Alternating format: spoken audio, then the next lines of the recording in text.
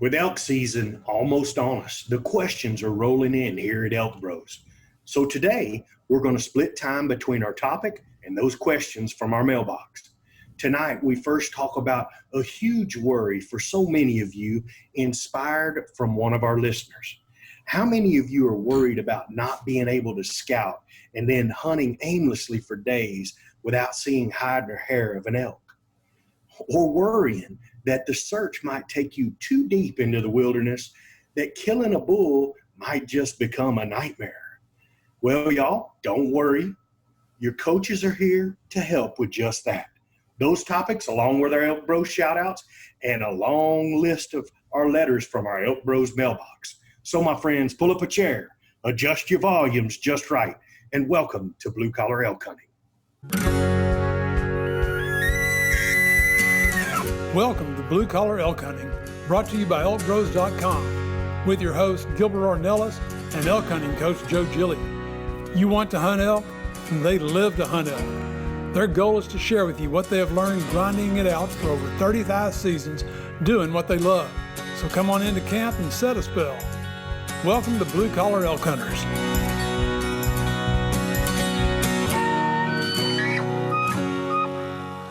Hello there, everyone. If it's your first time with us, glad to have you. Hope you enjoy our show. And for those blue collar hunters following our show and grinding it out with us every week, welcome back to Elk Camp. I'm Gilbert Ornelas, the host of your show, coming to you from an undisclosed place here in Dallas, Texas, and from Katy, Texas. Maybe the leader, maybe not the leader of the Venezuelan mafia. At least we're moving up a little bit. Little by little, we're getting there. And no doubt, our elk hunting coaches from Cimarron, New Mexico, not Albuquerque. Yeah, that's right, everybody. Chav is home. Your elk hunting coaches, Joe Gilly and Leroy Chav Chavez. Heck yeah, the boy is home. Glad to be home. There's no place like home, Chav. Right. Unbelievable. And me personally, I want to thank all those angels that were here, man, when we got home, because it was a pretty special homecoming, huh? Special homecoming, right. We got greeted by a lot of the town folk and even had a parade. Of course, That's awesome, our town doesn't even have one traffic light, so it didn't take a whole lot. But just the thought is really what counted. Yeah, but it's great to be home. Pretty cool, man. It's so cool to see him in his own environment. So here we are, y'all. We're here, and we're going to get on tonight's show because tonight's show is there's so many questions, and I want to thank all of our grinders, all you guys out there for sending in questions, because, man, you can tell that the hunts are getting close because questions are rolling in, man. Anxiety's high, stress is having, excitement too. You know, it's that excitement too.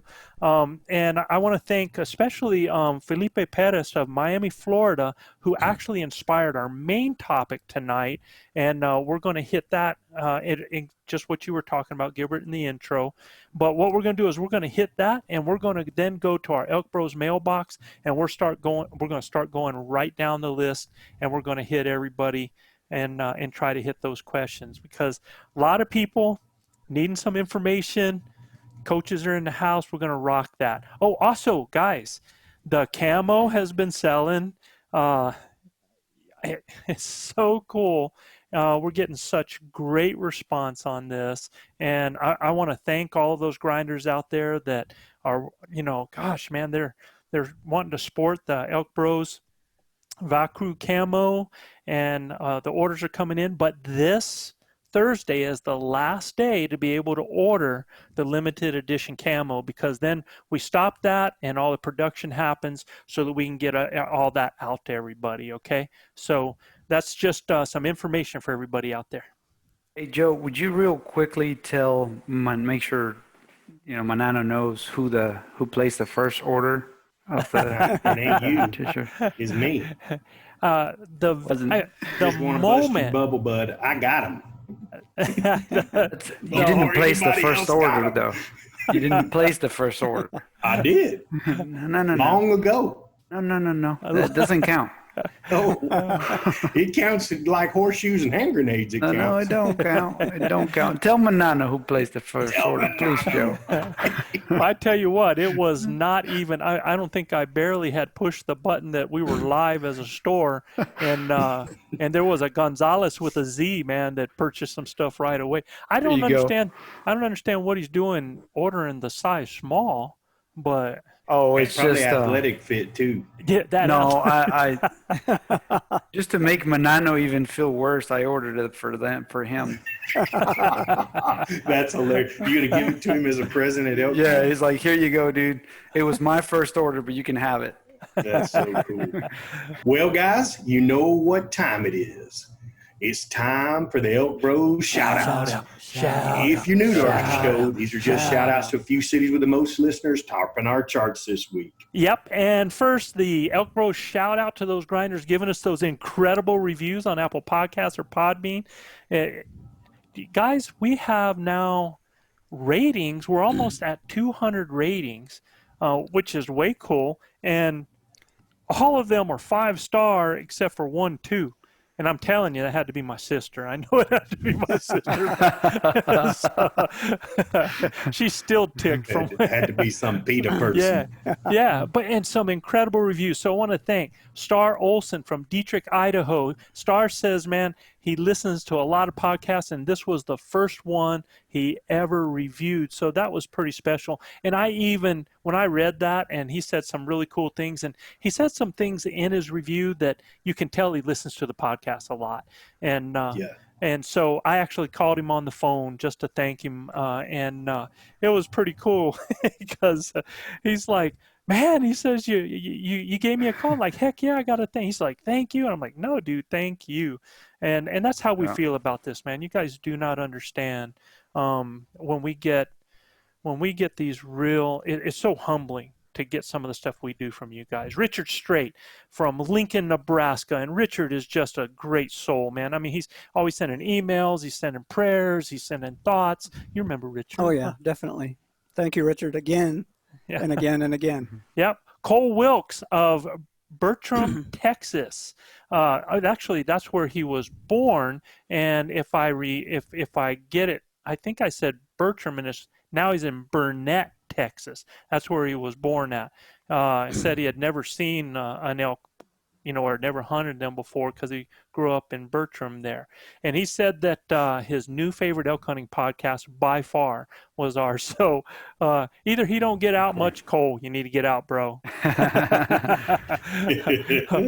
or we're doing something good, man. I hope we're checking the good part. And George Smith from Las Vegas, Nevada. George drew the tag in Nevada, man, and that's hitting it really, really. That's like hitting the golden ticket right there. So yeah, no doubt. Now for our top listening cities, we'll go ahead and cover those now.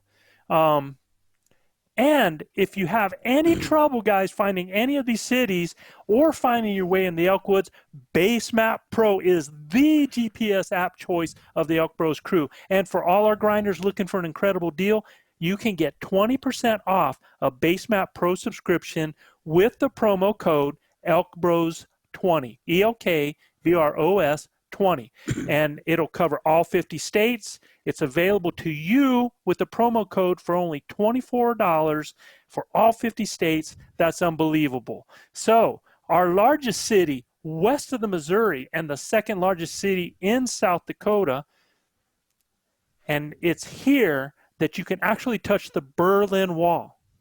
Man, we grew up in that time, Mr. Gorbachev tear down that wall, right?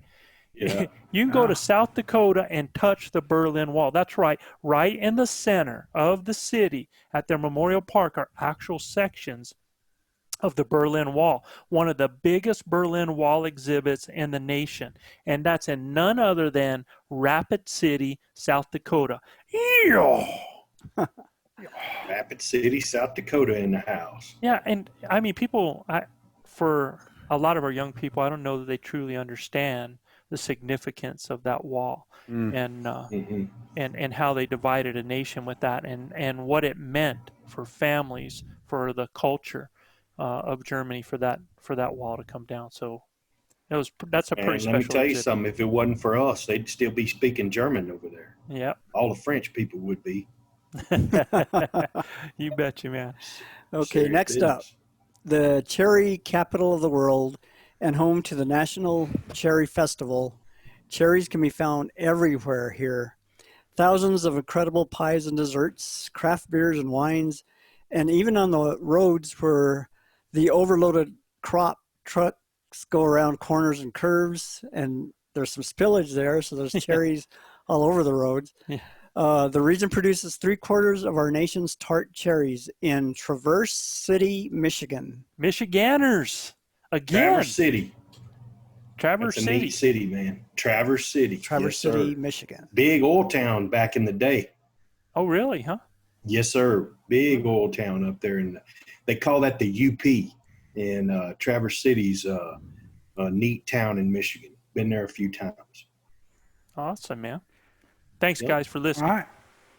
So, named after the town in Scotland, it's the highest city in Canada. Even though now it's only 10 minutes north of Calgary, with modern transportation, in the 1800s, it took 1 day of brutal journey to get there. And at that time, this thriving city of now 70,000 was once just a stopping point for water, since everything else was usually frozen. Airdrie, Alberta. And I guess in Scottish would be Airdrie, Alberta. Alberta. Alberta, Canada. Yep. You betcha. Airdrie. Airdrie. And Yeah, Airdrie. yeah, I don't think we can always wrap our head around that. When you think about that what takes 10 minutes now? Now it used to take 1 day. 1 day, Yeah. Unbelievable. you know? Yeah, a full day to travel. Yeah, well, and we don't get to, I mean, we have bridges going over all that water and everything there. I mean, people had to portage and they had to get, over the land, then over the water, then over the land. I mean, that's pretty incredible, man. It is. No doubt. Very cool. Thanks for listening. You bet. Guys, our next top listening city is actually a village and a suburb of Milwaukee, out on the banks of Lake Michigan there. And they say you have to be from here to know where it is. But if you get lost or you're looking for just some great family fun, just stop here and ask Yogi the Bear. Hey, boo-boo. That's right. Yep, Jellystone Park. Bear Paw Beach and Adventure Islands are the places to visit. Man-made white sandy beaches, cool, clear water, and lots of adventure right here in Caledonia, Wisconsin. Man, Wisconsin guys are always on the board, man. You bet. Yogi Bear. Park ranger, sir? Yeah, there's a lot of a lot of Wisconsin license plates. Oh, man, Oh. yeah. Yeah, In guys. Mexico, a lot of them. Yeah, looking forward to having y'all back in the hills, Wisconsin. you betcha. Okay, in our Thanks for last listening. city today, if snakes, especially rattlesnakes, are your ultimate fear, then you might need to avoid our next listening city. If you are ever in the area in April, plan to attend the annual Rattlesnake Roundup. 3 days of fun and, of course, captured rattlesnakes to see and fried rattlesnake meat to eat. And Good they are stuff. also home to what some claim as the world's largest painted rattlesnake statue, 7 feet high and 14 feet long. Big shout out to Freer, Texas. Freer, Texas. Freer, Texas in the house. Love me Now, some rattlesnake meat, buddy. hey, you look, I've had it in chili, and I've had it in a few other things that I probably didn't know what it was, but rattlesnake's good stuff. Now listen, Freer's about 75 miles south of my deer lease where we deer hunting, and my son and I were at our deer camp, and I want y'all to take a look at that. I mean, that is some serious rattlesnake, 6'3" long, and his head was big around as a Major League Baseball. I mean, he was serious. So, I mean, I don't know if you guys can check that out, but Yeah, we see these it good, kind of man. rattlesnakes down here in South Texas can hurt you. They can So, hurt you. so Gilbert, you don't think you could find any longer tongs there to hold that critter away from you? I had him extended the whole way. Yes. What's wild, fellas, is down in South Texas now, these rattlesnakes ain't rattling. when I went after that rattlesnake, he never rattled. Now, he struck at me twice, but he never rattled. So finally, I was going to try to catch him with my loppers there, and that was a futile effort because he just kept striking. So we went to the Glock. Yeah, and that fixed him. that would have been my preferred initial choice.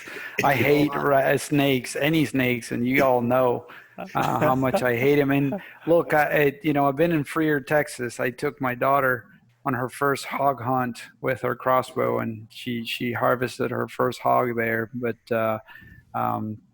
it definitely a lot like South Texas. But it was funny because when we recovered that hog, man, that hog was covered in ticks and fleas, and she got covered in fleas. She didn't know what it was, and she freaked out. She had it in there in her hair and everything. Look. Snakes don't bother me. In fact, old brother Gilbert there and me were walking down the road, and one was climbing up a tree, and I proceeded to go over there to grab it. And Gilbert, what are you doing? Bull snake. I hate him. And but man, you let a whole swarm of fleas get on me. I'm freaking. She was freaking out, yeah. and I was trying to clean that hog too, and it was just they were all over me too. It was a mess. But I tell you, man, a really funny story. So Luis worked with this guy at Marathon. His name is Pete Langell. We call him the crazy Canadian, along with Steve Tucker. I mean, really, Pete's he's from Nova Scotia, so he don't even like to be called Canadian, right? But at the end of the day, Pete went on his first nilgai hunt, and down in South Texas, there on the Kennedy Ranch with me, and he got to tracking a nilgai that he'd shot through some really tough country, right? You've all been down in South Texas and seen the kind of country that I'm talking about. Oh, yeah. So heck yeah. Y'all know, what I'm talking about when it's really tough country. So he was down on all fours like Brer Rabbit looking for blood and everything else, right? And I'm telling you straight up, old Pete come back to the camp, and man, he was like, man, I'm kind of itching all over. Dude, I ain't lying. I've never in my life seen as many seed ticks in my life. And if you've never seen a seed tick, oh, I have. They are like thousands upon thousands. Remember we hit that oak brush and they got all over our pants leg. Yeah. I mean, they were inside his legs, on his neck, under his armpits, in his belly button. We had to put him in a big bath of peroxide water, and we went and got a whole bunch of tomatoes and chopped them up and everything and put him in that. And I mean, that sucks, man. And then we poured 2 bottles of camphor in there, and man, right, he sat I just got to ask like you, dude. You put tomatoes in there, and yeah, that acid from the tomatoes to make them want to get off you. They don't want to stay on you. Yeah. So man, he picked ticks for a day and a half. Oh, jeez. He ain't never going back to South Texas without DEET, 100% DEET. He could give a damn if they smell him or not. He is washing himself down with DEET. Dude, it's crazy. You're telling the story, and I'm itching. Like, I love my buddy Pete, man. We've actually had that happen in the elk woods. Go by a scrub oak that was infested with those baby ticks. I mean, tiny, and it just looked like a wave of red on your pants when you hit that. And again, I told you I freaked, man. I'm like taking my clothes off, everything out in the woods, man. So, oh man, I don't like those things. All right, let's get into our content. Y'all ready? Yes, sir. Ready. All right, let's rock and roll. So, like Gilbert said, so many hunters out there, so many guys are so worried about not being able to scout, getting feet on the ground, and then finding yourself hiking, aimlessly for 5 or 7 days. And that's a huge fear. You come all the way out here and you just don't know what to do. You don't know where to look, or even worse, you end up going so deep into the wilderness to find an elk that if you did kill one, the pack out could become a nightmare situation. So the first thing we want to do is I want to thank Felipe Perez for this, and you're going to actually see another question of his down below again. But this kind of inspired where we're going to start tonight, because you can feel that fear. I mean, you can understand. Guys are like, well, what do I do? Where do I start? How, and we, even though we've talked about a lot of this, it seems like, especially guys that are just now tapping into the podcast, they're loving what they're hearing, but they're hearing stuff about calling, they're hearing stuff about our setups, and they're like, well, but what if I don't find anything, So, guys, we're going to try to help you out with that. And I want to tell you, first of all, number one, you have to do your research. The only thing, it's kind of like when you're nervous about finding elk, it's kind of like that whole confidence thing when you step up to bat and you haven't practiced your game, you haven't practiced your swing, you haven't taken a look at how the other pitcher pitches during the game, you haven't seen balls coming at you, you don't know what a curve, and so you don't have that sense of confidence that you can go out there. Because I tell you, I think, in fact, my wife gets a little upset with me because we'll go on vacation. We go to Washington State. We're out there looking at Mount St. Helens, and I know exactly where to go with the glasses. And I'm there, and all of a sudden I said, "Oh, there they are." And she's like, "There who are?" I was like, "Right down there." And she goes, "Only you, man." I mean, it doesn't matter where I go. I know the places to look for elk. You just know where elk want to be at certain times of the day. And I know, man, if I'm in the evening, that I know that these critters, and I'm up high, they're coming out down low, they're going to come into feed, they're hitting areas with water, they're going to hit the dispersed areas. They're a lot easier to spot in that way. So it's just having that information. So you got to do the work, first of all, man. You got to do your research. And if that means calling game biologists in the area there, if that means going out and stalking the elk hunting forums, and I can tell you guys, do not go on an elk hunting forum and go, I'm hunting unit 456, and I just threw that number out there so it didn't hurt anybody in their unit. I'm hunting unit 456, and does anybody know a good place to go? Because people want you to do your own work. That's like when we get letters all the time. We get letters from people that are coming to New Mexico or going to Colorado, and they tell us their unit, and they're like, do you think you could give me some information on that unit? And really, we're not in the information business. We're in the business of teaching you how to get your own information, teaching you how to understand where elk are, teaching you how to do the research and how to scout. That's going to pay bigger dividends. It's the whole teach a person to fish or give them a fish thing, right? So you got to do that research, and that, if that means e-scouting. All right, so let's cover e-scouting first. And guys, what do we mean by e-scouting? Well, Use your Google Earth, or using Base Map, right? And any other app that can give you an idea of what the country looks like. You can find watering holes. You can find what you would call an escape route, where a valley between two peaks, perhaps, that leads to and from water. Maps to show the topography, so you can tell, what's a meadow at the bottom of a hill, or how steep a hill is, even though, when you get there, it's steeper than what the topography shows you, and everything's uphill. But, that's a start there.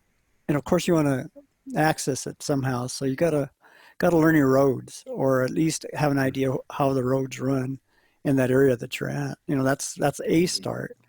Wait, understand your topography. And understand just make sure it's going to be steeper than you think. Yeah.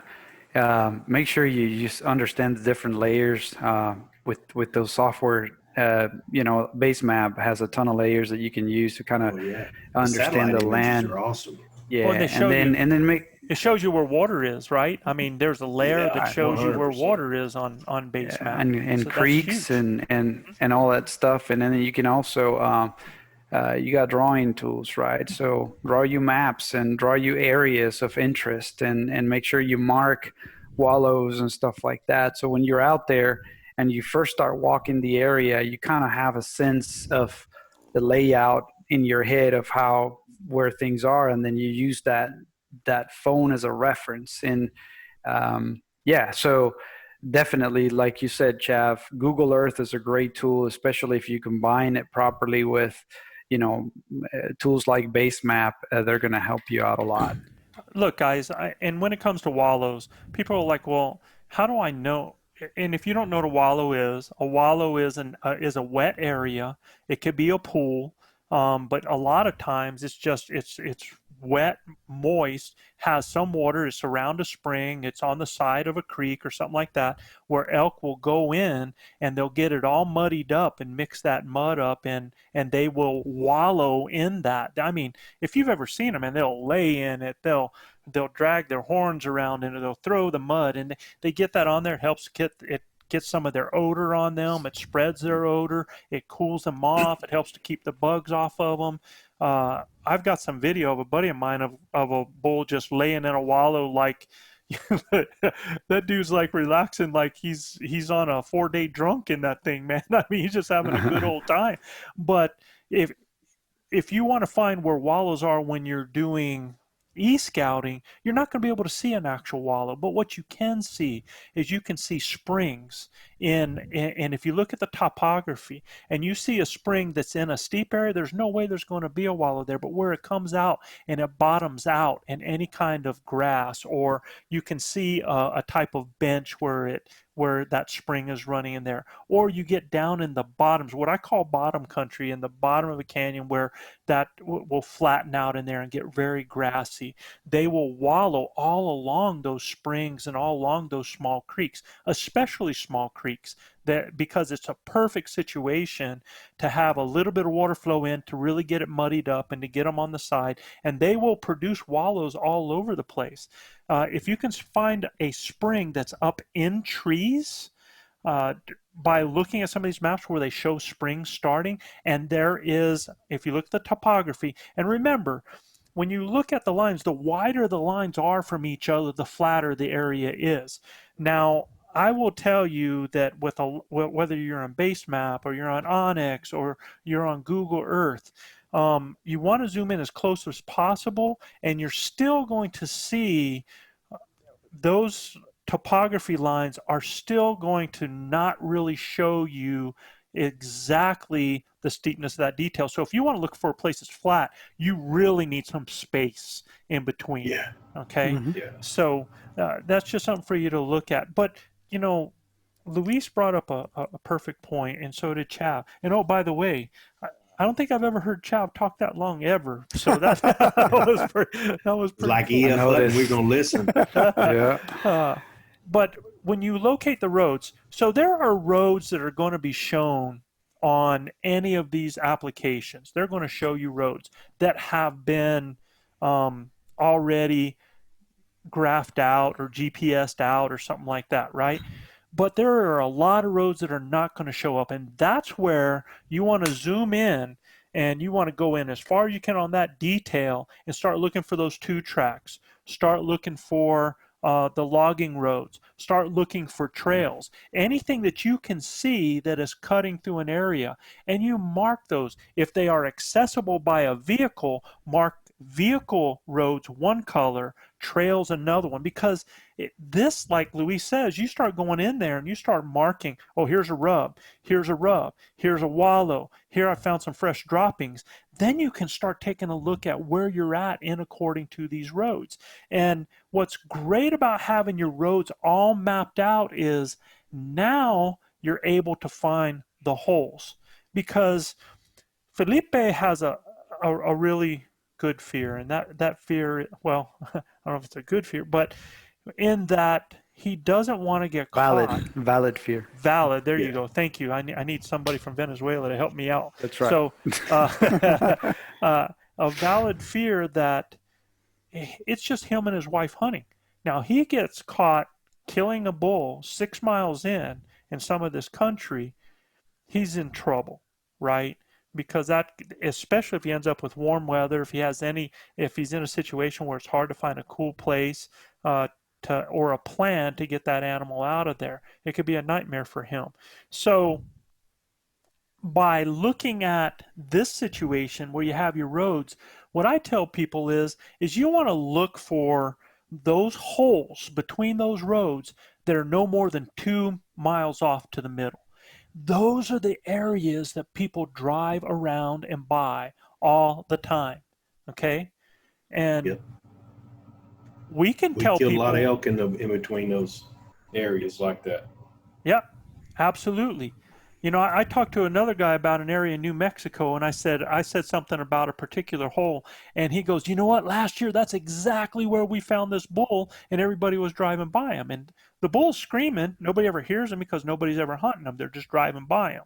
So, those are the places to look. And guys, if you can find the trifecta, if you can find water, if you can find that north and northeast facing timber, if you can find open areas to feed in those areas."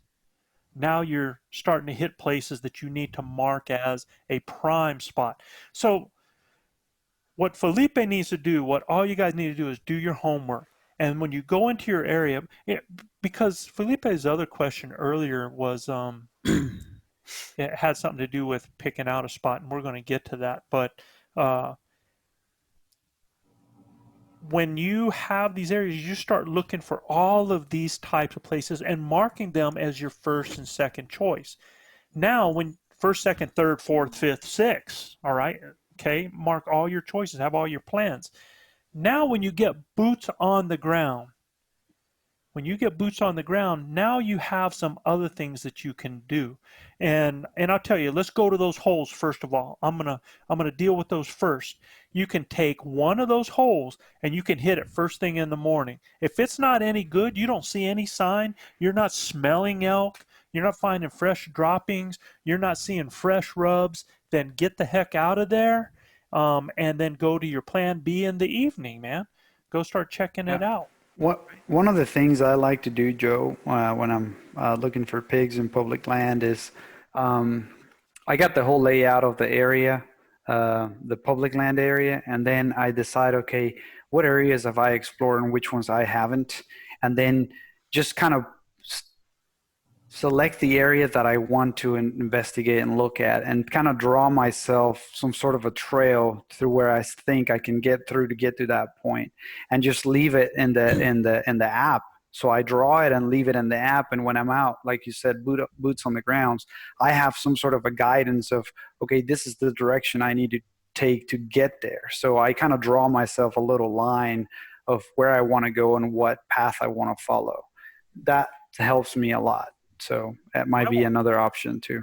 I want guys to make sure that when you hit that first day, you hit it aggressively.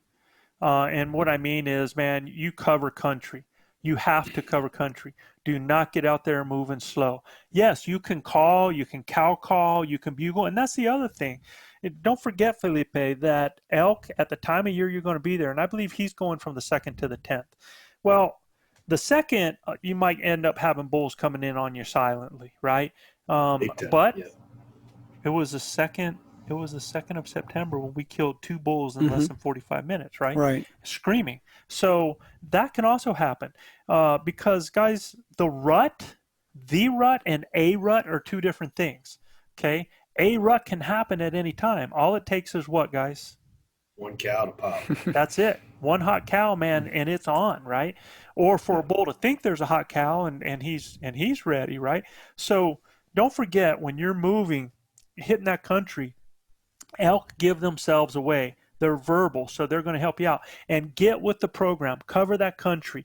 Look for the sign. Use your eyes, use your nose, use your ears, man. Use all of your senses.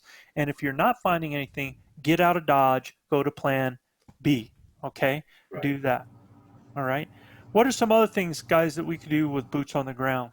With as far as e-scouting or putting boots on the ground? No, boots on the ground. Once we're in the area. Yeah, man. I mean, so once we're in an area, you know, we're looking for pinch points. We're looking for funnels. We're looking for places that are off from the feeding areas. And then we're looking for food, right? I mean, we're actually looking for food source, and we're looking for sign on the ground, right? Absolutely. We're using our nose to try and smell them. So many times Joe and myself have been in the woods, me and Chav, and we'll come across, and all of a sudden, bang, it hits us in the face like a crappy mop. I mean, it's elk scent, right? And we know they've been there. So we use all of our senses, sight, nose, hearing, the whole 9 yards to decipher while we're in an area and our boots are on the ground. You almost have to hunt like a cat hunter. We do, and I got one speed, guys, and it's slow, but that I think is an advantage at times because I don't walk over stuff, and I don't blow through things. We have an advantage to where when we need to go, we can, and get there, not a problem. But I like to hunt slow, moving methodically, seeing what's in front of us. Number one, man, and like I said, it's uphill everywhere we go anyway. 9,000. So true. It's uphill both ways. So for me, pacing myself is number one, and number two, new areas is something I love to decipher because that's places we had never been. And I tell myself all the time when I'm fishing or when I'm hunting or anything, even when I was in the field as a field salesman in the oil field, I got to get lost to find my way. So for me, that's how I feel. If I can just go and then not worry about where I'm going to be, because we got such good electronics now, base map, Onyx. I mean, we're just not going to get lost. When we can download that stuff, I mean, we should be able to go wherever we want to go and have that fear off our back. And you brought up a good point, because one of the things Felipe followed up was, how far should I have hiked in off the trailhead before I start hunting or heading off the trail, stuff like that. And I was like, well, first of all, don't go to a trailhead. That's where everybody else is going. You stop on that road. And the road, and when I say road, y'all, you got to understand, a road can be a paved one. It can be a 2-track. It can be basically a riverbed, right? And the areas that we hunt, our roads are a lot like riverbeds. But, you can, instead of getting to a trailhead, you can stop in some of those areas and dive off, park on the side of the road in places that people are driving by, because everybody goes to a trailhead. They want to be secure. They're not going to be gutsy. They're not going to get lost like what Gilbert's saying. And you're not going to get lost if you have that GPS app. If you have Base Map with you, if you have Onyx with you, if there's a lot of all those, whatever tool works for you, okay? A compass. A compass. There's some guys that are really good old school with that, and a map too. Whatever it takes, stop in those areas ahead of time to find those. So one thing I told him is, Bud, don't go to the trailhead. And then he said, well, if I give a bad bugle or a bad cow call, am I going to scare the elk out of the country? And first of all, y'all, there's no such thing as a bad bugle, because the worst bugles I've ever heard is a bull elk. So don't worry about that. That's right. Some of the rankest bugles are like, "Whoa, was that, man?" Yeah. And he'll probably feel better if he ever heard me bugle. And we've made the mistake many a times hearing a bugle, thinking it's a human, and then follow up when in reality it was actually an elk. Right. And then if you number one for Joe Gillia's school, if you hear an elk, you go find out if it is an elk. Check it out. Yep, got to check it out. Now, if you get back to camp and you haven't heard anything, get a nice meal, and then wait an hour or so, and then go back up and do some night bugling. Yeah, absolutely. And we'll hit on the night bugling, but I wanted to finish on the calling. And he asked me, what about the cow calls? Now, let me tell you, a cow call can mess you up. If you're in tight on an animal, you have a bad cow call. All I tell people is this: never end on a bad cow call. So if you give one, follow up till you have a good one, because that animal remembers the last thing it hears, okay? If you're just going to give a bad one and just leave it at that, that's what you're giving them. That's what they're listening to. So if I throw out a bad one, man, I hit with another one and another one so that I give them a better call to leave them with, okay? So that's just something to remember like that. The cow calls can hurt you a little bit more. I mean, you get in on some animals close and you throw a gato, it can mess you up a little bit. But the bugles, no, you don't have to worry about that. So Chav, you were saying about the night bugling, and that's the other thing when you get boots on the ground, if you're not locating, right? Yeah, get on top of a ridge that, overlooks 2 areas or 3 areas and do some night bugling. The elk will feel a lot more secure at nighttime. They don't think they'll see any, or they're not afraid of humans at night. They have other worries, but they're more at ease and, they'll tend to bugle anyway. Do you know what elk have learned about humans? We go to bed. Mm-hmm. Yeah, they're real programmable for sure. Yeah, man. I mean, take a look at them when they start coming around your tent screaming at night, right? I don't, yeah, or they go around houses in a community, or they go around places in a city. I mean, those guys are intelligent animals, man, that really know what they're doing. And so when you get out there watch at them night, walk down the street at Estes Park. oh yeah, They just walk right down Main Street. They ain't scared of a soul. yeah. So much for human scent freaking them out, right? Okay. Yeah. There's a lot more in that city than just human scent, right?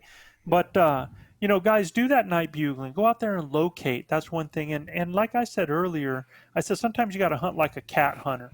And what I mean is this: cat hunters, man, they hit the roads and they go until they cut a track. So on dirt roads around areas, cruise them looking for tracks in mud or dirt that will give you information, man. And you can actually go around some areas. There might be an area inside there 2 miles in that you might be able to circle in your truck, checking the mud holes, the dirt, the road, to see if you have track coming in and out of that area, and that's going to give you information. It's what we call cutting how fresh sign. a dung pile you find. Yeah. I mean, Yep. If it's still steaming, boy, you hot on them, Mm-hmm. So Yeah. I mean, and another thing about the night bugling, guys, if you night bugle up on a big ridge and you hear another elk up on a big ridge, that's a hunter. Those elk aren't up on them big ridges at night. They're down in the bottom. Right. So if you hear another bugle up top, 99.9% of the time, that's just another human.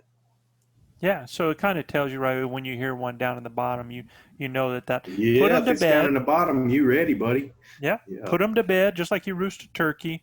Get out there a couple hours before daylight, get in position, and locate that bull again. You already know where they're at down there. So, guys, if you just understand where elk are going to be, what their needs are, they have to have food, they have to have water. And the bulls at this time during the rut, they don't need security. Their mind is on one thing. Their mind is on breeding. But just remember this, it is not the bulls that control where they're at. It's the cows.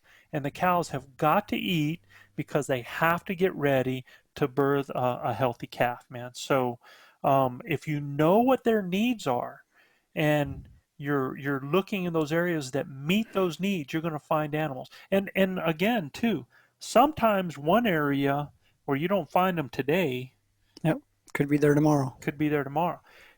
Especially if you have areas where a higher up area and there's some canyon down below and you have bad weather that comes in, they will drop down into those drainages for protection just like you would. They don't want to expose themselves to weather.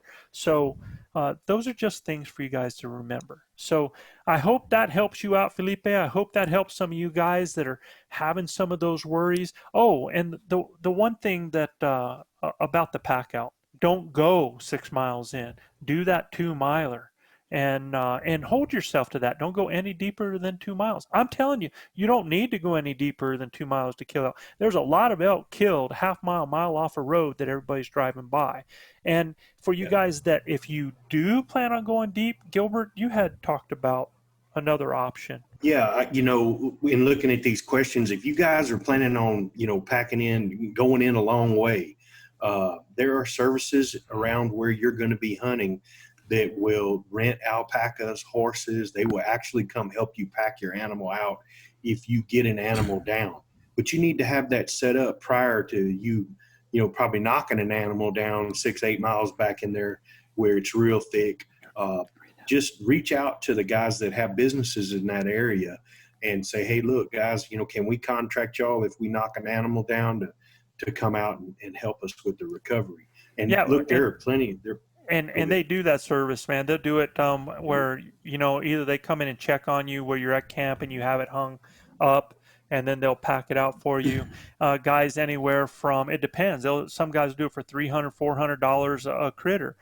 Some people do it on a time basis. Some do it just on an animal basis. So ask those questions. And some of them will rent you the alpacas. I've got some friends of mine that have used alpacas and horses. They rent you the alpacas or the horses. You take them in with you. And right, that's cool. You get an alpaca in there, and he can haul a bunch of meat.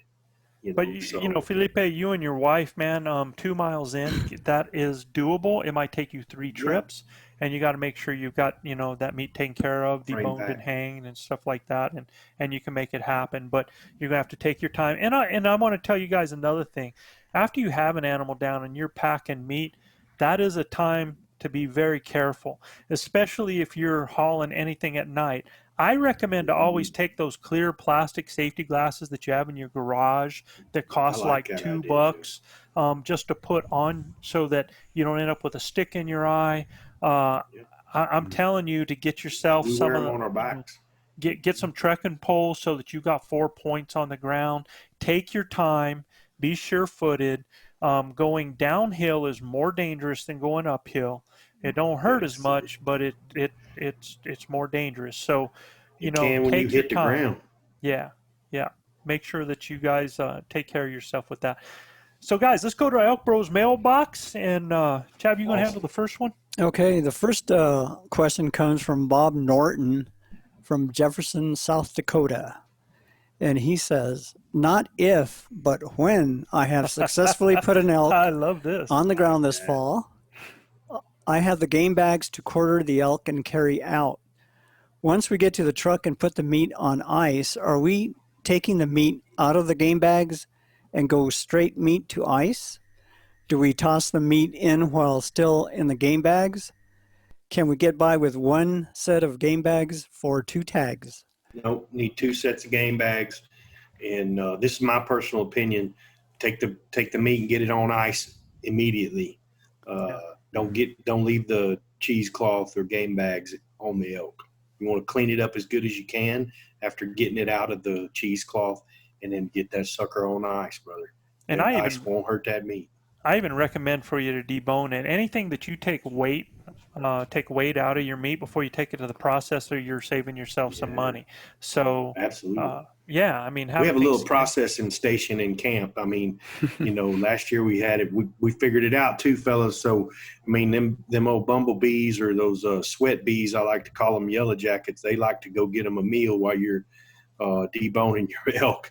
Man, y'all need to find you a place where you can get to where those things ain't trying to crawl in your shirt and sting you and everything else. So we have a little system where we debone everything, and usually we can haul 2 bulls, or we can haul a bull out in 250 quart ice chest. Now you need another one for your cape and your stuff like that, but generally you can get 2 in 150 quart ice chest, a big bull too. Yeah. So, and I usually I can get one. I can get one in my 160 if I debone it right. Yeah, I get all that meat cut up. I can get it in there. But we go straight meat to ice.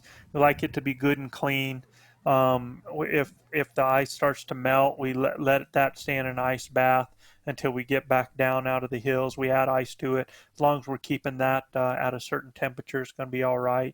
Get it out of your game bags, like you said. Clean those game bags. You might be able to use them again, but I wouldn't count on it. I would definitely have a set of game bags per tag there. Okay. Dean Rower from Mesa, Arizona. When you're hunting together, do you have hand signals you use together? If so, what do you have signals for? I can foresee where a hunter is 30 yards in front of the collar. The hunter can see the bull is hung up, but the collar can't see that, but can't see the hunter. So the hunter hand signal for the collar to keep calling and move further away so that the bull follows. So I'm considering possible signals to have with my collar this fall.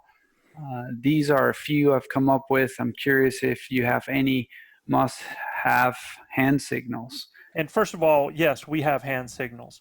I think every year, depending on who we're with, our signals change and develop accordingly so that we can communicate.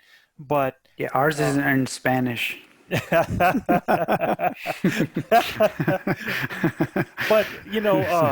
But whenever, like for example, he has some different ones. Like he has look in a certain direction, and Yeah. we use where we put our fingers sometimes just like at our eyes, like, and we'll ask each other, do you see something like that? Do you see something? Or we can go like that and point in a direction that I see something and tell somebody to look in a certain direction. Don't move. That usually ends up that's like Yeah, yeah, freeze. get your butt there, don't move, man. Freeze. And we have one that's pretty reliable. It's called a pine cone. Throw the pine cone. When we spot an elk, but our leader has one, we just grab one and hit him in the back. Yeah. That means to freeze.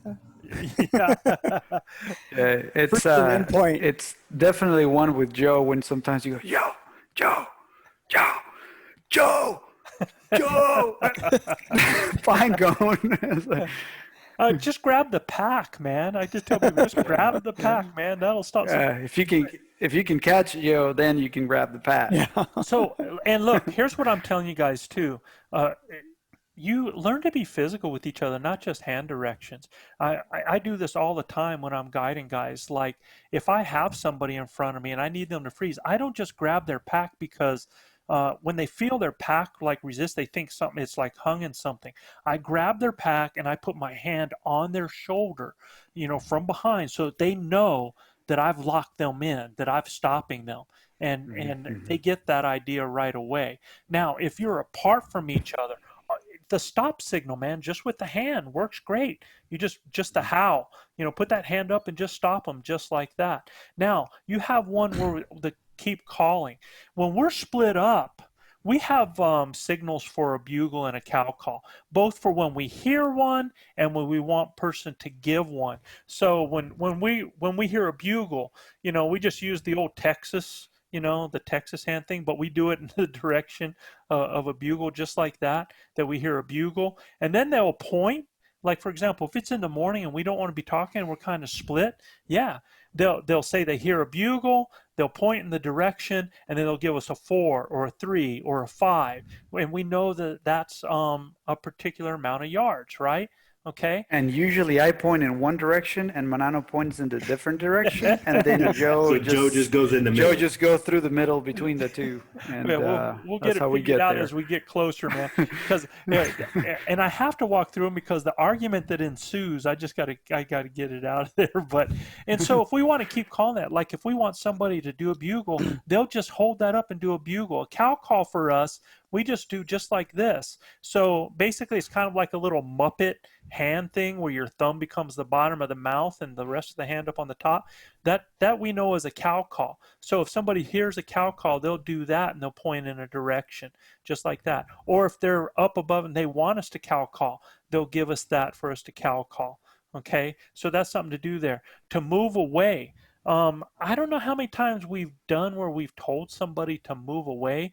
If we want them to move up forward and actually to keep going, what will happen is that guy will be there, and as the caller, I will move up to that person and then send them up.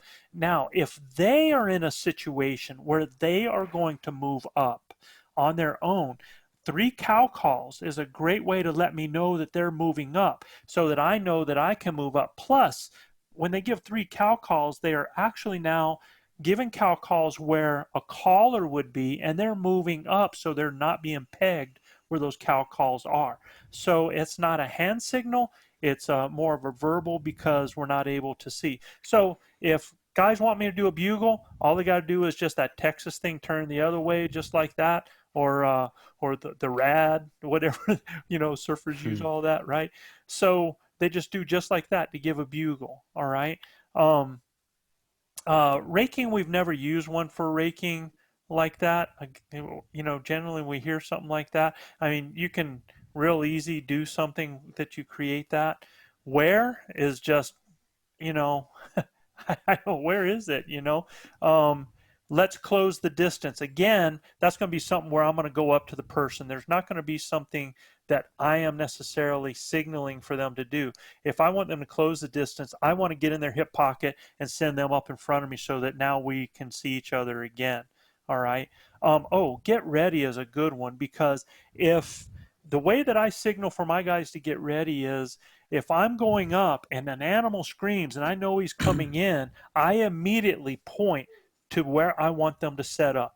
Man, I mean, I'm like, you point at each one of us first, and then just indicate which one needs to go where. right, exactly. So that tells them immediately to get in position and get ready.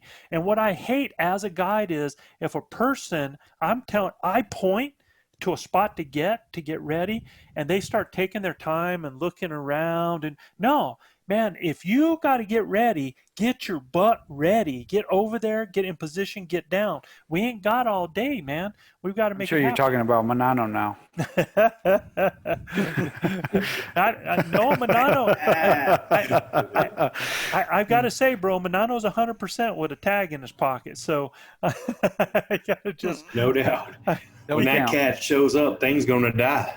That's right. Something's going to die. I'll have to admit that's the case. Yeah. Dude's an assassin. Yeah. And like I said, if direction and distance we talked about, or if we see something, we're doing just like that we see and we're pointing. We're just letting each other know that we see them, and that tells the other person, to be checking that area. So it's a great idea to have those communication set up ahead of time. Like, for example, the other thing is the flying V or the power I, when we want to get set up. Go ahead, Luis. Yeah, no, I was just wanting to circle back to like his question about, we had something like that happen last year. We were down there and, the bulls were out there hung up far away, and you were back up in the hill just screaming and bugling, and we're like, man, nothing's going to happen here. So you could see us, but you probably couldn't see further past to where we were seeing. And so how do you communicate at that point? It's basically, how do you tell that person to go back and no, actually, I could see everything that was happening. I had full view of what was going on. And in a situation where you're in a caller and shooter situation, that shooter has to stay in position until that caller comes down and calls it off. All right. Now, if the shooter sees something happen that freaks the animal out and they blow out of there, then they need to give their 3 cow calls, man, so that person knows to move up to come to where that person is. Okay, so that's just telling me when I hear those 3 cow calls, and you can do them repetitiously, and there's nothing wrong with that, because it might even calm other animals in the area. Okay, so that's something for you to do. I love the 3 cow call design. We know that's a signal that, something's going on, and especially if you got a caller in, even 200 situations and they need to make a move, the caller knows that, hey, I need to come back to where that 3 calls were. Yeah. So, I mean, it's solid. I think that's a solid deal. It covers the hunters and it covers the caller too. Yep. This is from Jeremy Gorgeson in Greeley, Colorado. Or Georgeson. I don't know if it's Georgeson. Yeah, Georgeson. There you go. Yeah, if I butchered that, Jeremy, I apologize. You just got to understand that we're a little challenged down here in H-Town in Texas. I grew up in the country, so, I'm going to butcher things every now and then. But I know where Greeley, Colorado is, and you guys are in the heart of the Rocky Mountains there, so beautiful country. Appreciate you sending your question in. He says, hey, guys, is there any way you can go over what a typical overnight looks like away from camp? If you get an elk into elk and want to stay with them through the night. Up here in Colorado, temps can be pretty cold, 20s or less during the season. Do you pack everything you might need every hunt to stay out? Or do y'all head back and get essentials and hope to find the elk again? What are some of the necessities, obviously, while packing light? This will be my 4th season and looking to better my odds. Thanks for all the wisdom and the passion. So the times that we've done that, Jeremy, we've done a couple of things. You can basically um, pack spike camp with you, so you've got a light tent, you've got your bag, and you got your ground thing, and you've got it on a pack, and you're going to a place, and you're going to actually maybe stay in an area to spike out. That's not actually, I think, what you're talking about as far as now. That's an overnight away from camp, and we've done that a lot of times, Right. and we'll do it in areas where we know the animals are staying at night, and we get up in the morning right on them instead of being from our main camp. But there's been times when we've gone out and we have actually slept in our clothes out with the animals. And you're right, it can get doggone cold. So you better have the right layers with you at night. And it helps if you can get something so that you're not directly on the ground. So if you have something, and I like to keep a vest with me that's a neoprene vest that sometimes I'll use that, and I'll use my pack as a pillow. But we don't get as cold, and it just depends on the time of year and where we're going. So we actually do two different things. We have the one where we're taking a very light back camping tent with a very light bag, and we're staying out that way. Or we're moving with the animals, and generally when we're doing that, they're moving across areas at night, and so we're kind of stopping, sitting and sleeping, getting up and traveling, sitting and sleeping, like that. Now we've done it where we've slept in the bottom of an area until animals cross across and we can smell them or come into the area. We've done that as well. We've done different techniques to be able to locate them at night, especially if they're not sounding off. But I would tell you that if you're going to travel with the herd, you don't have to worry as much about the temperature other than making sure you have layers and you still sleep when you can. It's not easy. It takes a toll on you. But if you'll sleep when the animals are sleeping during the day, and then you move when the animals are moving, you can catch up with some of that sleep. Uh, so that's basically what we do. Thanks for Um, your question, Jeremy. the next one is Chris Fichtel out of Los Alamos, New Mexico. Yep. So, Yeah. yeah, I think this is awesome, Awesome. man. Chris is just right down the road from us, not too far, actually. And he says, I enjoyed your solo hunting series a lot, but one question I still have is on the setup for a single hunter in an early season scenario. One thing I've heard is that after every call or set of calls in your close to far sequence, while just walking, you should move off roughly 20 to 30 yards towards the downwind side and wait 10 to 15 minutes in case a bull comes in silent to the spot you were calling from. What do you think about this tactic? And Chris, I never worry when I'm solo and I'm working and I'm doing calling and I'm moving. I don't worry about L patterns when I'm traveling and calling. It seems like when I'm moving and calling, that really sells it a whole lot more, especially when I'm using cow calls. Now, if I'm in a stationary setup and I'm challenging a bull, then that bull is more apt to circle because bulls have been called in by guys already screaming bugles, man. They've already been to that rodeo. So, uh, now they're a little bit educated and they're mostly circling because they want to check it out before they commit themselves.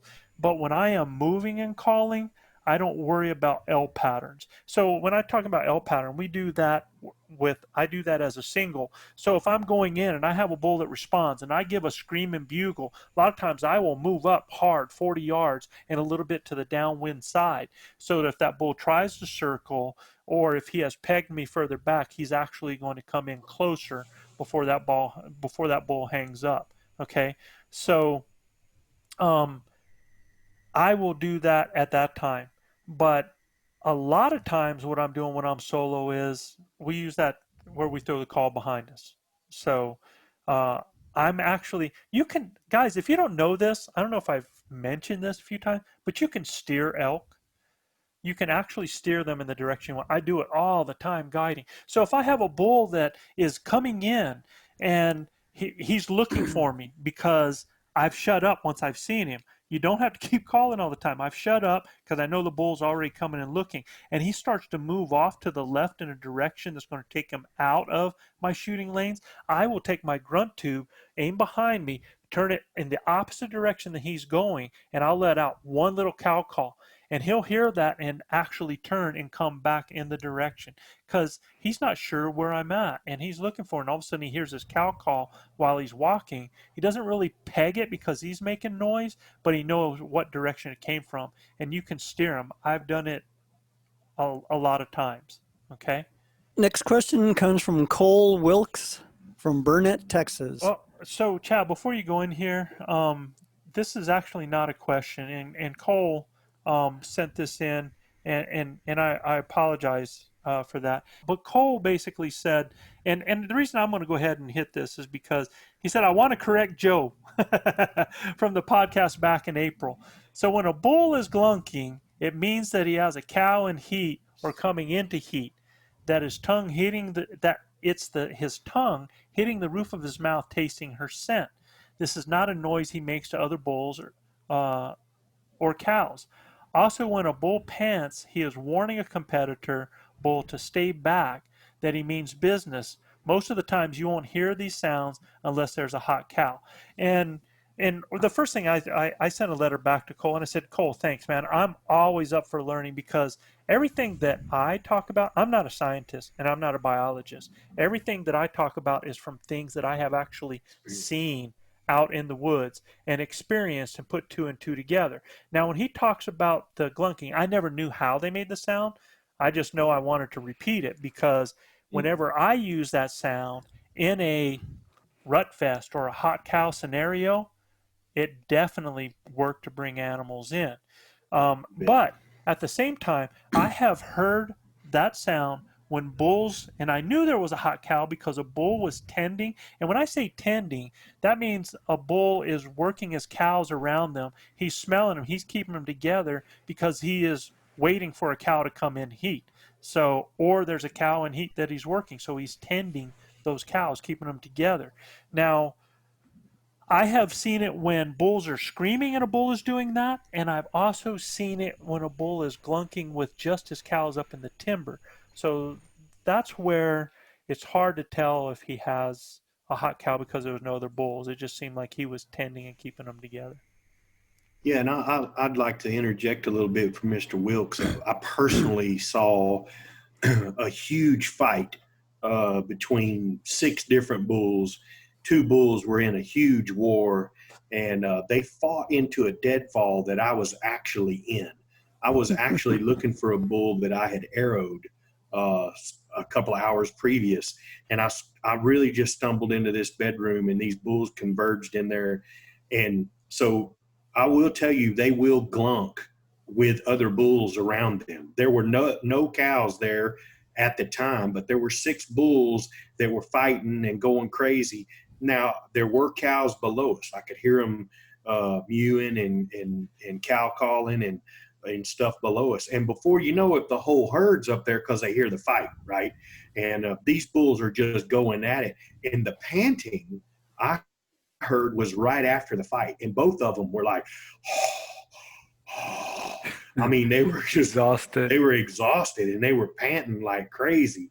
So some of that panting is also posturing, because a bull that walked in big, huge 6x6. And when I tell you these were big bulls, these were bulls in the 350 to 380 range, right, that were going at it. And this probably about a 340 bull walks in, big 6x6, and all he's doing is glunking and panting at the other bulls. So I will tell you that I've personally sat in on that session. I learned so much in that 30 minutes, not to mention I had to clean my britches up because when they fought into that deadfall, I thought they were going to kill me, right? I mean, they had no clue I was there at all. Yeah. I mean, at one time, those 2 bulls kicked dirt all over me. And, I mean, that's how close they were. So when I tell you that I've been, like, nose to nose with them, I've had some real personal encounters that taught me about the panning and the glunking. It actually sounded like a trailer coming down a dirt road that had just a bunch of aluminum in it. And it was crazy, the sound that they were making. But Mr. Wilkes, I promise you they'll make it with other bulls around too. But I'm sure those cows below them is what started the fight. Oh, I right? guarantee you. And I think Cole's exactly right here. I definitely think there's a hot cow in the area because, Sure. yeah, I mean, that's just lighting them up. And when all that stuff is happening, and the situation you were in was definitely there had to have been a hot cow in the area for those bulls to go at it like that. So, Cool stuff, the cool input though, because No I'm doubt. I'm learning from it. yeah, and I'll tell you, man, that's why I always want to tell everybody, all of us, I learned something new, not only from other people, but from the animals every year. You bet. Things that I thought I knew, well, man, I'll scratch my head and go, what the heck happened there? You know? So, Yeah. no, we should all be ready to learn and Heck yeah. definitely. So I actually wanted to put this one here because it wasn't a question. It was pretty much a correction or where he was adding, trying to help us out. And I just wanted to Sure. thank Cole for doing that. Yeah, right? cool input. Thank you. Yeah. You bet. Okay, the next letter, or the second question, I guess, from Felipe Perez from Miami, Florida. He says, "Hey, what's up, brothers? One more question for you guys. I just got a limited elk tag to hunt a specific unit. After talking to the people at CPW, I was told my license is good to hunt only 2 units. Will I have better chances going over the counter and being able to hunt multiple units, or should I stick with the units I got? It's my first time hunting elk, and I'm a non-resident, so it's all new country for me. Any advice would be greatly appreciated. Thanks again." And don't worry about that part. We'll talk about that a little later. But, uh, Felipe was up above there where we talked about it, and he was talking about how he was worried about finding animals and hiking aimlessly. So my advice to Felipe in this is stick with your 2 units. You don't worry about needing more country to hunt because all you're doing now is complicating things, man. You're just creating more of a daunting task to find elk, For us in New Mexico, we're given a hunt unit, and if it's 40,000 acres, if it's 22,000 acres, that's it. We got to hunt it. So, and there's elk in it. So that's what I would tell you is I told him to make sure that he just stuck with his 2 units because it's a limited draw. So it's not over the counter, so that's going to limit some of that pressure that's in that area, and it's going to make him get to know that area more intimately than looking all over the country. So that was my 2 cents, y'all. Sound good? No, he's got a second part of his question down there, No, Joe. that's actually another person. I just forgot to put the name in there. So I follow you. yeah. So this is Scott That Winters. question's solid. Yeah. You want to go ahead? This is from Scott Winters, by the way. You want to go ahead and give us that one? Yeah, sure. So he says, guys, I'm not sure if this is a question here or not, but there's one area in which I really need to improve on my elk hunting. He says, I get elk fever bad, and I'm not sure how to fix it. One of my goals for this year was to do so many 3D shoots as I could help make more shots and make it more automatic. Unfortunately, COVID shut my goal down. It shut down my goal. I'm shooting 5 days a week right now, but shooting is one thing I don't feel confident in when it comes to game time. I put my hunting partners out in front of me most of the time because I know they can make that shot. This year, however, I've decided to try solo hunting for part of the season because I feel like that's what I need to do. I need to figure out a way to get that first elk down cleanly and humanely. Any advice would be much appreciated. It sounds like you're shooting a whole bunch, and I'm not going to lie to people. I don't shoot every day. A lot of guys do. I don't because I can develop all kinds of bad habits, but that's just for me, right? I shoot once a week, twice a week. But now when I get closer to shooting to hunting time, I'm putting myself in situational shooting, right? I put myself in real narrow corridors. I put myself shooting off my knees probably 90% of the time. I shoot at extreme distances. So it makes those 40-yard shots inside 40 yards look just like a walk in the park. And when I say extreme distances, I shoot 80, 90 yards, I have some places where I can do that. Our local bow shop, I think, has a 50-yard range. So you get proficient at 50 yards and you've got a killing radius that is lethal, right? What I would tell you is most of the guys I see that are not confident in their shooting is all about not understanding the elk's anatomy and where to place that shot. If I could tell you to do anything, is go back and look and watch our podcast on shot placement. It's the best one I've ever seen in my life. And if you'll focus on those areas of that animal to slip your arrow in, and don't get too far extended. You're going to hear a lot of guys saying, oh, I shoot them out to 60, 70 yards. Man, limit yourself. Limit yourself to 40 and in, and working on getting in tight to a critter. And then don't look at his headgear or her headgear. Look for that spot on that animal. And when you find that spot that you've been so accustomed to looking at on our podcast, you focus and aim small, miss small, brother. Those emotions are going to take over you, and you just got to breathe through them. And to get through it, it's going to be the practice that you put in before you get there, learning how to shoot off your knees, shooting in a little bit of tight quarters. It might be have your wife or one of your kids come out there and yell at you while you're doing it. All of those things can help you shoot under pressure. And my son will come out there and he'll whack me with something in the back or on the hip, or he'll yell something really loud at me. We do a lot of things to try to overcome those kinds of pressures. But it sounds like you're doing what you need to do as far as shoot. The most important thing is where you put it. We can shoot bullseyes all day long, but if we don't understand the anatomy of an elk, it's really hard to kill one cleanly and ethically.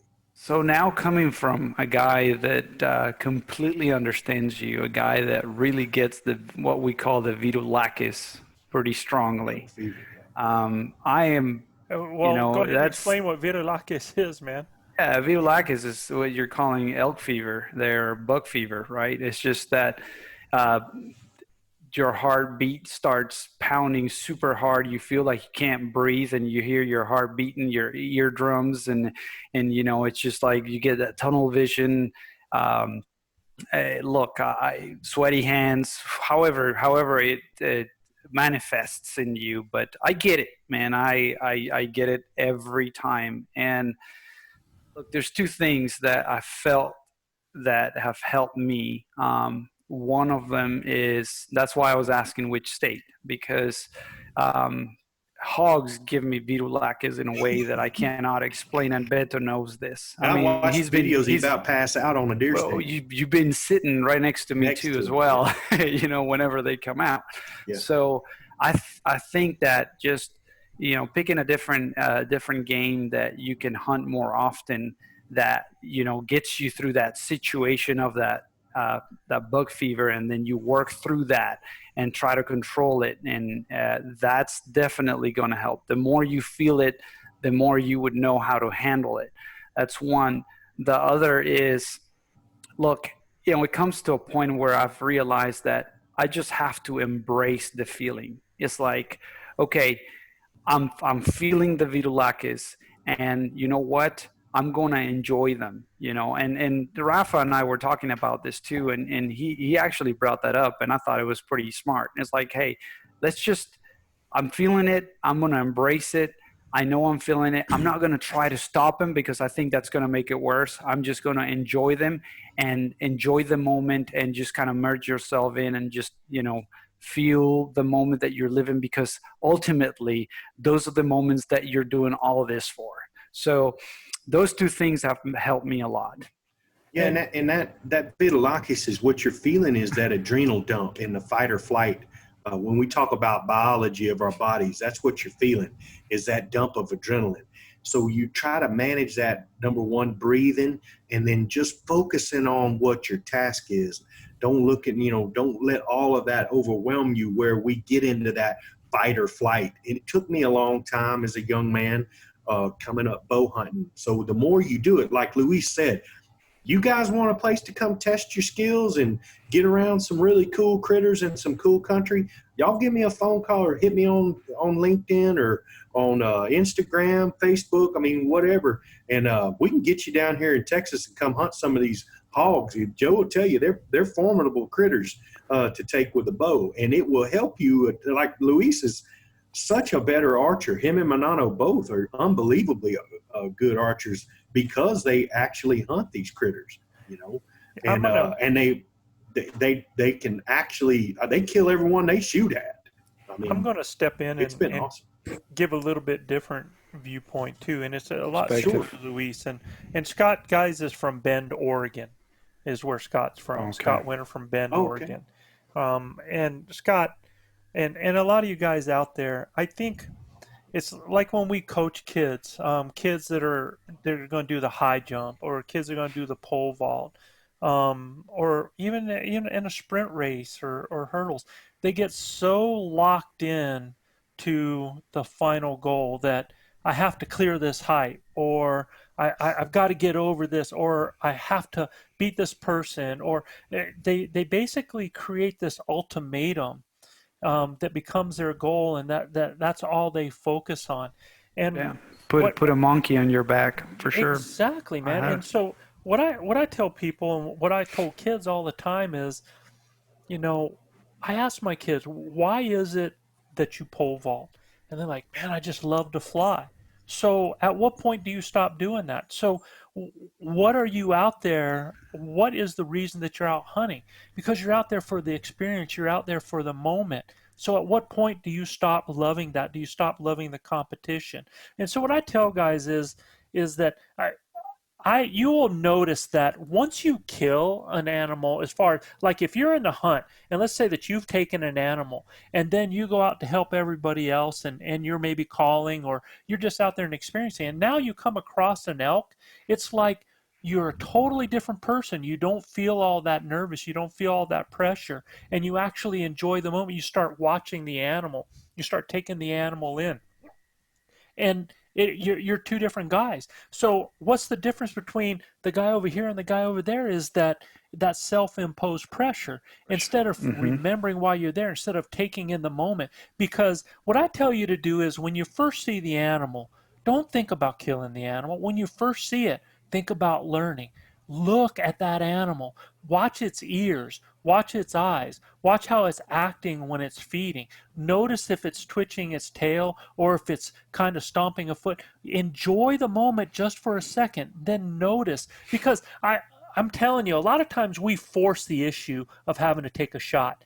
That if we were more patient, that shot that you're thinking that somebody else needs to be out in front of you to make at 50 or 60 yards, if you were that person out front and you just took in the moment and you enjoyed it and you were patient, that shot would become a 30-yard shot or a 20-yard shot.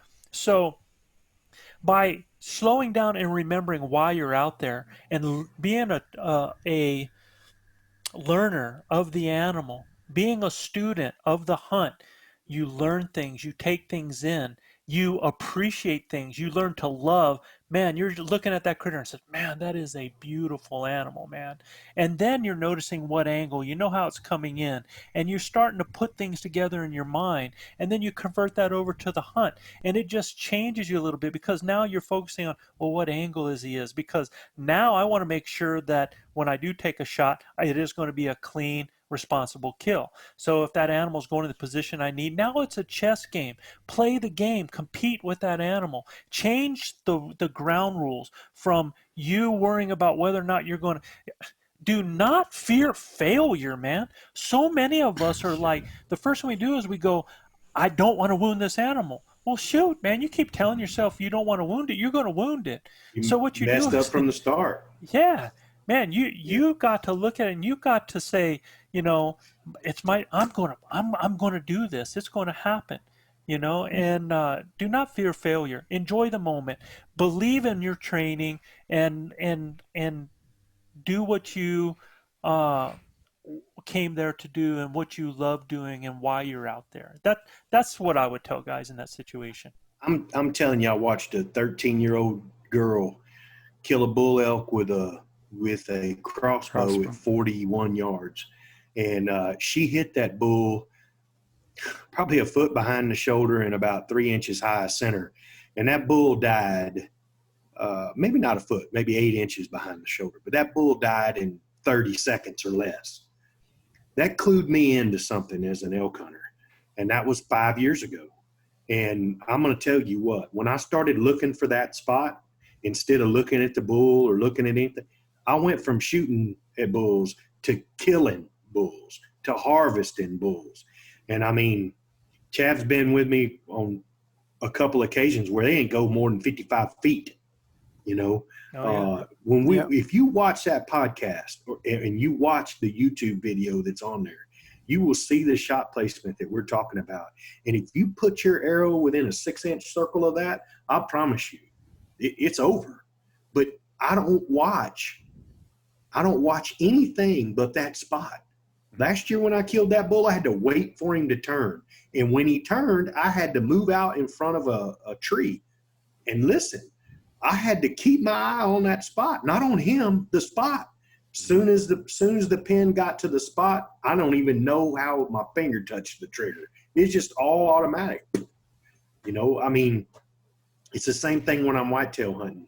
You know, and whitetail are harder to me because they duck, you know. So at the end of the day, it's all about your training and where, like Joe said, man, don't go out with the thinking that, man, we call it stinking thinking, right? I mean, don't go out with the stinking thinking. You got to be a victor.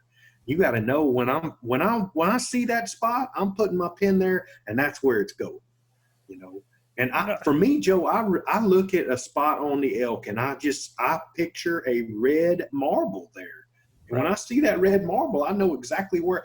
And look, it may be just a crease, it may be a speck of mud, it may be something, but I pick out a individual spot on that bull that I want to put my pin on, right? That I want to hit him right there.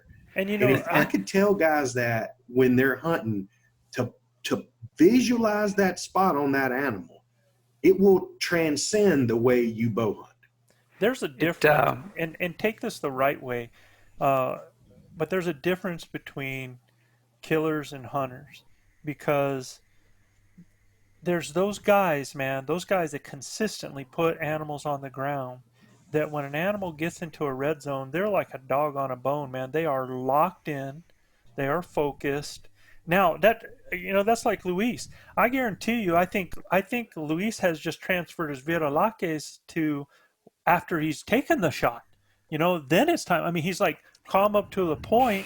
He gets it done, and then he falls apart after. Well, there's absolutely nothing wrong with that, man. There's a lot of emotion involved. Am I right, Luis? Right? No, absolutely. It's I agree. I mean, I feel them, but I'm at the point where I feel like I control them to where I can make a shot. But then after I take the shot, my legs give in, man. Everything starts shaking, and my hands.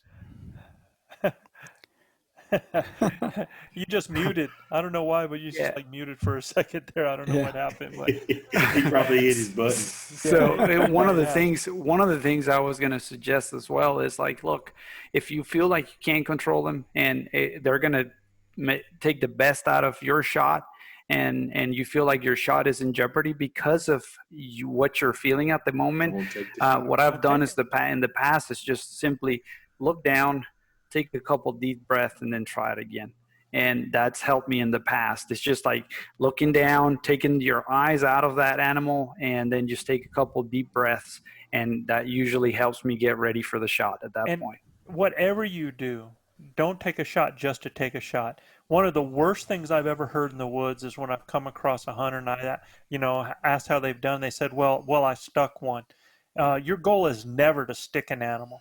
Your goal is to put that in that kill where we teach you and put that animal down quick and fast. So if you're ever in the point where you are questioning and something happens, the best shot is no shot, man. And let down, enjoy the moment. Or like Luis says, get yourself together. You might even get a better moment out of that. But, if you get to a point where you start to lose focus, Yeah, it's not the time, man. It's not the time. You just got to keep working at it, guys. We have actually in our lineup tonight. We've done a lot already. We still have Richard Strait, Randy Fritz, Chris McKelvey, and Roy Mathewson from Colorado, and we're going to do Richard Strait from Lincoln, Nebraska, and we're going to call it an evening, and we'll get these other ones on our next show. This has been an incredible night of questions and a lot of great information. So. You bet. Yeah, Gilbert, why don't you take us out with Richard? You bet. So Richard Strait from Lincoln, Nebraska, he says, "Hey, ElkBros, just left a review after listening to another amazing podcast, The Why of Elk Calling. You got me thinking about my rifle hunt October 24th in New Mexico, Unit 23. 2 questions. I'll have 2 non-hunter friends with me for the adventure, and I'm wondering if at ease calling, he's calling it. At ease calling, Mm-hmm. yeah, with Muse and such would still be wise as we move through the country, or will it just serve as to alert elk to our presence? Last year, I heard a little bit of bugling and some of the younger bulls still with some cows. Not sure if that will be the case this year. What are your suggestions for midday hunting at this time of year? And I figure if we see or hear elk in the morning, then we'll try to move in on them. Either spot and stalk or close enough to do some calling. But what if the morning, early sunrise comes up with nothing? How do we make the rest of the morning and afternoon productive?" So question number 1 is about at ease calling. And, you know, in that situation there, at that time of year, October 24th, yeah, there's still some animals that are talking. But it depends on what type of animal you want. But the only time I would use it for at ease, Richard, is if you get busted in a situation or there's something where you've actually been moving in on animals or moving down on animals and you need to calm them down. I don't think I would do any walking with Muse and stuff. Now, if I was set up on a ridge where I'm looking down into areas, I would throw some Muse out possibly there to try to get something to show itself or to move around. But I would try to stay out of the timber if I'm rifle hunting. I think you're putting yourself at a disadvantage. So if you're moving through the country, stay up where you can see other country, where you can use your optics to help you out.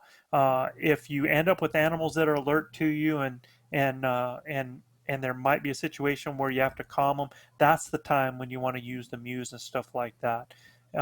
As a guide, the midday hunting, that time of year, your days have gotten really short.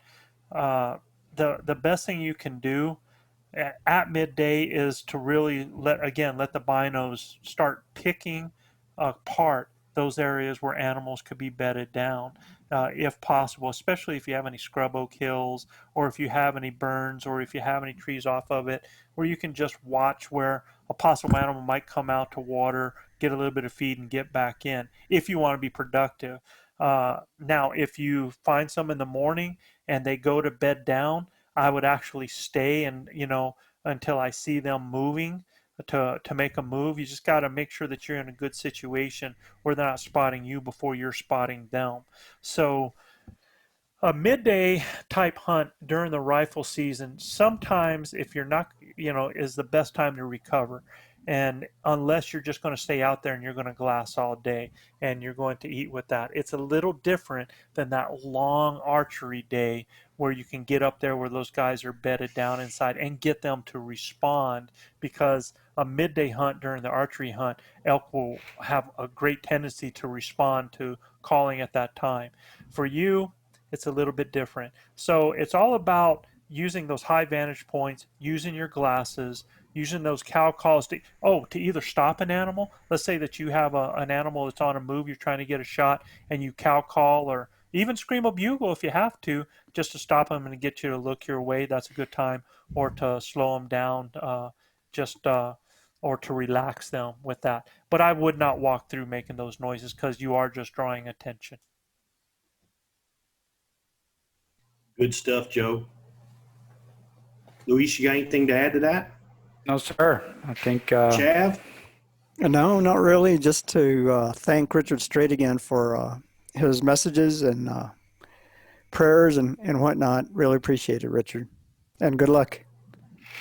Absolutely. man. Good luck. And to all our other questioners we had up, we'll get you guys next week for sure. Joe, I can't say enough about the content you guys are putting out. And I'm sure everybody's getting close on the Academy coming up. I'm sure you'll have more to talk about that here on our next podcast. Guys, if you like what we're doing, please subscribe, rate, and review. You got to go on Apple Podcast or iTunes to review, and you can check out more elk hunting content at ElkBros.com. Don't forget about the orders. If you want exactly. your own special edition camo from ElkBros, got to order now. Vakru camo ends on Thursday. Ends on Thursday. So you guys put your orders in. Y'all will be sporting the limited edition Vakru camo. And just a reminder, if any of our listeners would like questions answered on our show, you guys just send your questions to info@elkbros.com. That's info@elkbros.com. Guys, like we've always said, you guys keep your social distancing up, love your neighbor, and husbands, kiss your wives, wives, kiss your husbands, hug your babies, keep your broad head sharp and your powder dry. And we'll see you next week right here on Blue Collar Elk Hunting. Yes, sir. Peace, y'all. Peace, guys. Peace.